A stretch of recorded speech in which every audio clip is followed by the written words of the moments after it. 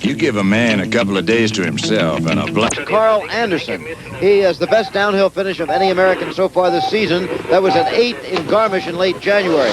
He fell several times in the early season, but seems to have it much more together now. Yes, he does. You know, he had an 8th in Garmisch, but, you know, the 30 on his bib indicates that that's about where he's ranked in downhill, and it's been soft here, and it's starting, as you can see, it's starting to get a little bit ruddy and chattery. It's going to be even tougher for him. Karl, a sturdily built young man, 5 feet 9, 175. There you can see the ruts, huh? You can see it right in there. Oof. He's having trouble. His tips come up in his face. You can see those little ruts on the course. It's getting a lot warmer. The sun is really beating right down on the course right now. Well, you can hear a lot of Americans yelping for him as he goes by. 38.75. That's not among the leading times, certainly. And under these conditions, you can't expect it. Karl had a fall in training a couple days ago, so he's kind of just really getting back on his skis.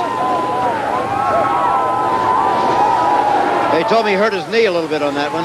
Could be bothering him some. But he's looking pretty good. Those tips keep flying up in his face. That's not a good idea. That's wind resistance too, you know. We're getting an intermediate time on him. He won't be anywhere near that time of stocks that is held up all day long as the lead intermediate time. 1:13.52, though. He picked up a little speed between that first checkpoint and that intermediate time. He had a little trouble holding his balance through there. Couldn't quite stay in his tuck. Seems to be getting on his skis now. The Americans have not particularly been good in downhill. It's a little tough because there aren't that many downhill courses here for them to train on in the United States. They have to go to Europe for training. Of course, later on Wide World, we'll be seeing in the giant slalom Phil Mayer, who is very, very competitive in that aspect of ski racing.